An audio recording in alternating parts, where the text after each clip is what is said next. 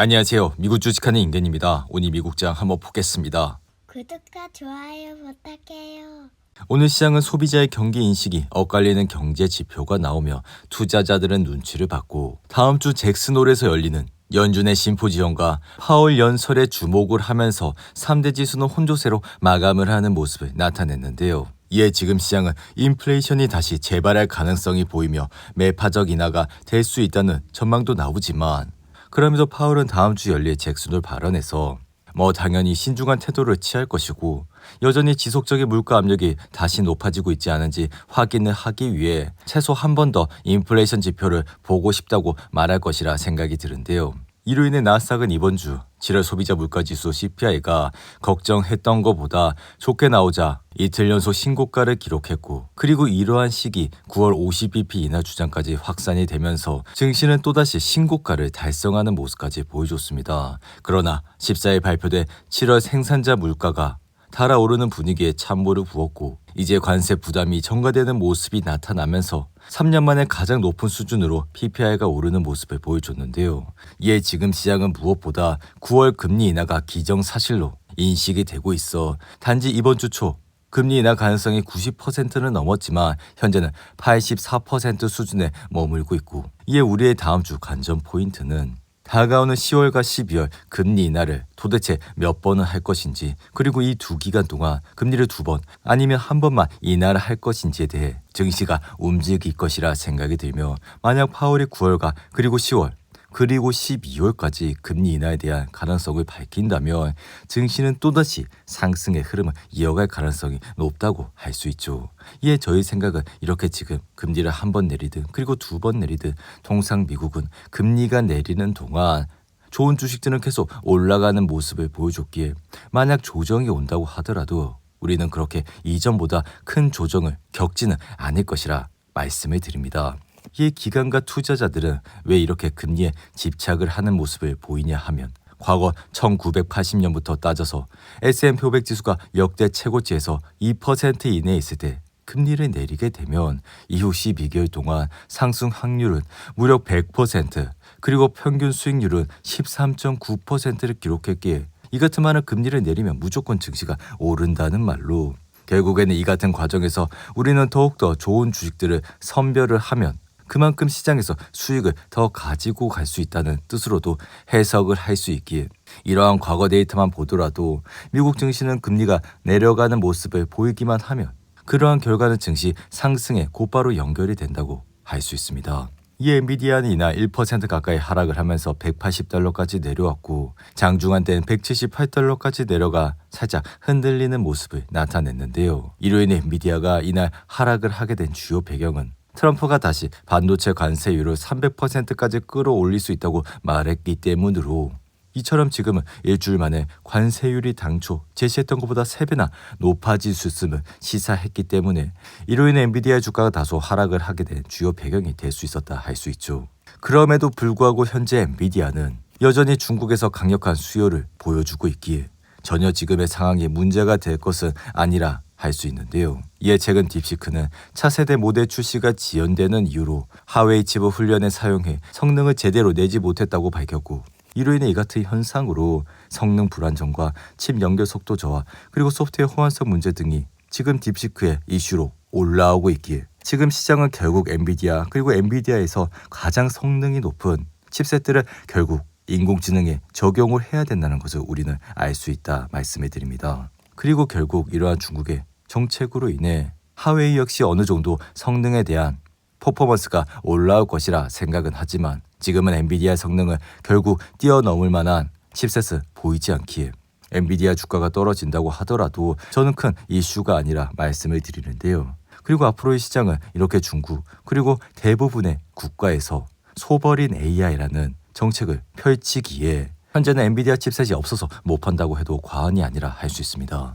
이에 지금은 하이퍼스케일러들의 투자 확대와 중국의 신규 라이선스 승인 등으로 글로벌 AI 서버와 반도체 기업들의 실적 전망치가 상향 조정되고 있고 특히나 이러한 분야에서 1등 기업 엔비디아는 이 같은 기대감으로 목표 주가가 $200가 넘어설 것이라는 분석도 꾸준히 나오고 있다는 것을 확인할 수 있습니다. 이에 미주오는 최근 보고서에서 IT 하드웨어 제조업체 위스트론의 매출액이 전년 대비 59%나 증가했고 또 다른 대만 기업 위빈과 폭스콘은 23%나 늘어 기술기업들의 매출이 점점 증가하고 있다는 것을 말했고 이러한 현상은 결국 엔비디아와 반도체 기업들이 긍정적으로 보는 이유라며 메타 역시 지출 규모는 직전에 보다 40%가 늘어 $970억 수준이 될 것이라 내다봤는데요.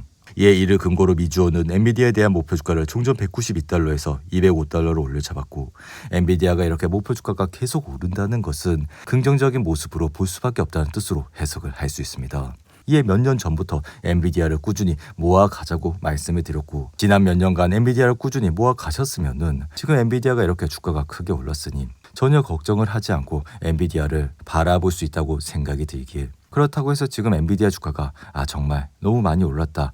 그러니까 지금 팔아야지 생각하는 순간 다시 정말 이러한 좋은 주식을 찾아서 똑같은 수익률을 내기는 굉장히 어려운 상황이기에 결국에는 앞으로도 인공지능은 더욱더 발전할 것이고 이러한 산업 분야에서 1등을 하고 있는 엔비디아를 우리는 앞으로도 꾸준히 모아가야 된다 말씀을 드립니다. 그리고 팔란티어의 주가는 이날 2% 이상 내려 $177까지 내려왔고 장중한 땐 $173까지도 내려가 다소 흔들리는 모습을 보여줬는데요. 이에 팔란티어가 최근 하락을 하게 된 주요 배경은 별다른 이유는 없고 주가가 단기간에 꽤나 많이 올랐기 때문이라 할 수 있습니다. 그리고 지난주 영상에서도 말씀을 드렸듯이 팔란티어는 줄곧 RSI가 80 이상이 되면 하락을 하는 경우가 있었기에 8월 8일 팔란티어의 RSI는 80까지 올라왔고 이렇게 80까지 RSI가 올라온다는 것은 주식이 단기간에 과매수 됐다는 상태이기 때문에 팔란티어가 다소 쉬어간다고 해서 우리는 전혀 걱정할 문제는 아니라 말씀을 드리는데요.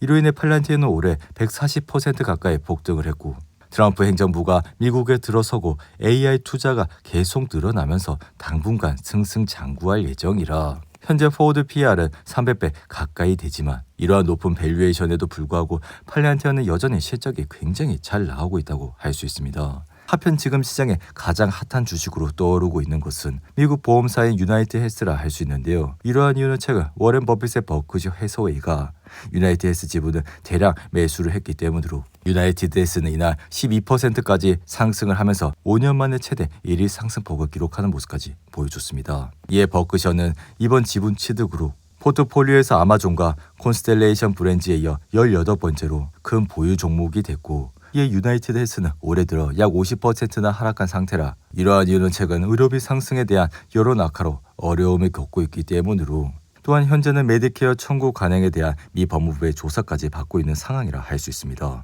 이에 저희 생각은 버거셔가 이렇게 투자를 하게 된 주요 배경으론 결국에는 주가 할인이라 불과 9개월 전 $615의 최고가를 기록하던 시가총액 $5천억 넘어섰던 주가가 현재는 절반 넘게 하락한 상태이기 때문에 버크셔도 이렇게 할인된 수준의 대형 기업을 적극적으로 매수했다 할 수 있는데요.